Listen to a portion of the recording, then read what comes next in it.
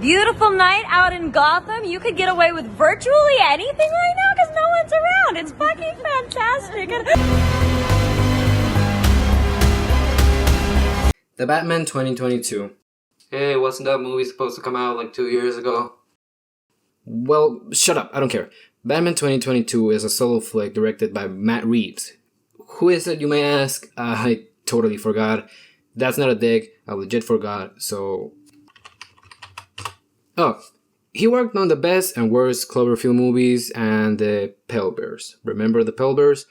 You know, starting guys from Friends, Joey. Oh, and Iron Man's fucking widow. Tony, look at me. We're gonna be okay. Bruh.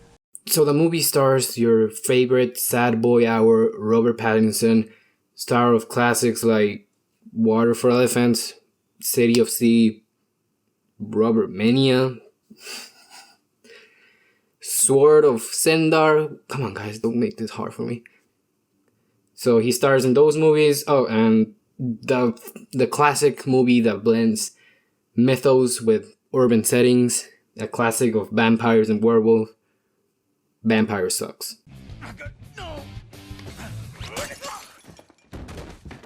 Oh, and other good movies, of course. Well, in this one he plays Bruce Wayne, aka Batman, aka Parents Dead McBang. He faces the Riddler, who in this version seems to be, I don't know, a fucking Redditor. We also get to meet other characters like Commissioner Gordon, Catwoman, the Penguin, Alfred, and a very obvious post-credit scene. It starts off like every other Batman movie, with the Waynes getting gunned down, but this time Matt Reeves does something that I haven't seen any other director do, which is instead of showing the versions of the Waynes in this movie, he just shows a montage of every single Wayne getting gunned down in every single Batman related media.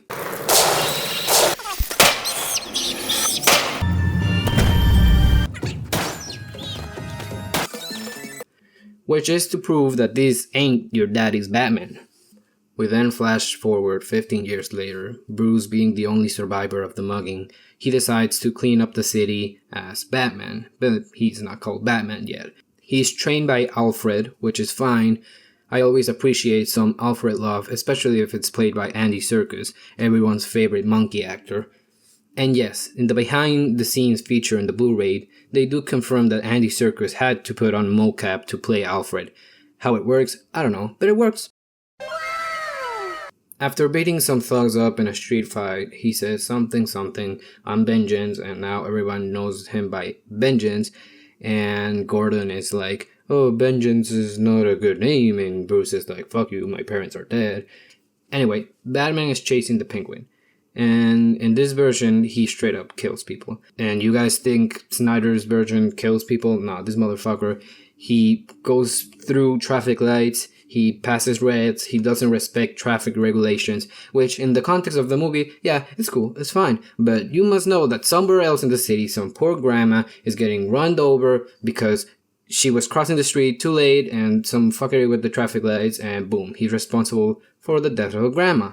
So next time you say, oh, Batman can't use a gun, remember, he's technically responsible for the death of a grandma and multiple traffic violations. So he's driving around in the Batmobile, which in this version is pretty much just a sports car with a jet engine, which I really like. Allow me to go on a side tangents right here, please. I don't care, it's my channel anyway. I'm kinda bored of realistic Batman, and that's not to say that the Dark Knight trilogy is bad, but I mean that there's a lot of different aspects of Gotham that we don't really get to see. I really wish that we saw Killer Croc, but we don't talk about him. So, will this movie introduce those elements? Who knows? It would be nice to see an actual depiction of Poison Ivy that can control giant plants, but we also don't talk about her. Get off me, wow! Now, where were we? Oh yeah. So, Batman basically kills a bunch of people. I'm in the ghetto.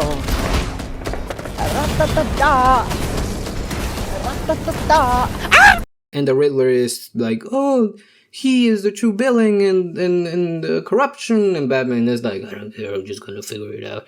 So Alfred is like, oh, sir, you need to eat your food. And Batman is like, don't call me sir, I'm Batman. I need a better suit. And Alfred is like, don't worry, I shall pull funds from our non-profit charities to finance a new suit, sir.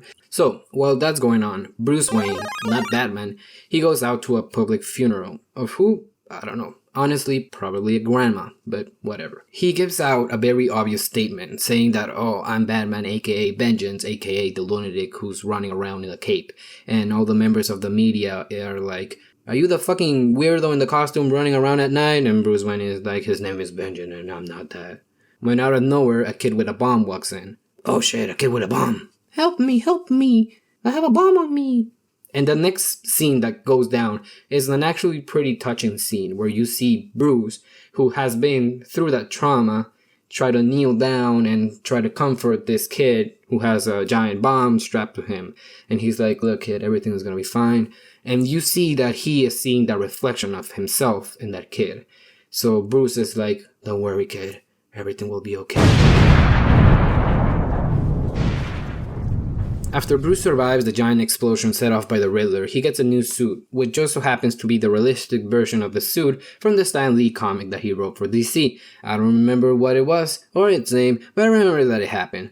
Anyway, this would be fine if WB wouldn't do their typical BS and try to change stuff so it's more inclusive, aka giving it the bat nipples from Batman Forever in this new suit, which is 100% incorrect, and as an OG Batman fan, that offends me. Keep the movies consistent like the comic books that I don't read anymore.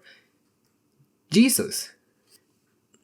Anyway, Batman can fly now and he's going to, I don't know, a giant fucking factory that happens to be in the middle of a very populated area in the city. Anyway, an epic CGI battle goes down between Batman and the group of Redditors who are dressed up as the Riddler trying to confuse Batman. After Batman takes out the entire Reddit group with a single Ben Shapiro quote, he then finds the real Riddler, who is played by Paul Dano. I only know him from Swiss Army Man and that's it. After he takes out Paul Dano, Batman says something like, then you hear a mysterious voice, and kudos to WB for bringing back Jim Carrey as the Riddler, which is a very nice touch. He comes out of this giant mech, which happens to look like Batman's suit, but grey and bigger, and I don't know, an epic battle ensues, and I don't know, the Stark reactor goes nuclear or some shit. Riddler is like, oh, it's just a social experiment, bro. We do a little trolling, it's called we do a little trolling. Then he fucking dies, I don't know. And Batman saves the day, and Catwoman is somewhere there. Batman and Catwoman kiss, and he's like, I love you, bitch. Oh my god. I ain't gonna never stop loving you, bitch. She's like, no dick, no balls, and probably no butthole since this guy feeds on radiation. and then credits. Then we go to a post-credit scene, which shows the Riddler in a prison cell, and he's like, oh my god, how can my 45k about Reddit karma plan fail? It was such a perfect experiment. And he hears a voice which is like, ooh, you cannot underestimate the Batman. And the Riddler is like, who the hell are you? Well, I'm the Joker, baby. Anyway, that's the movie. This was a 100% legit review because I did go to see it. And if you think I'm lying because you saw the movie and it's not the same, then go watch it again until it's the same. So yeah, if I want to end this review on something, is that Colin Farrell was Bullseye in Daredevil and he was the best character in that movie.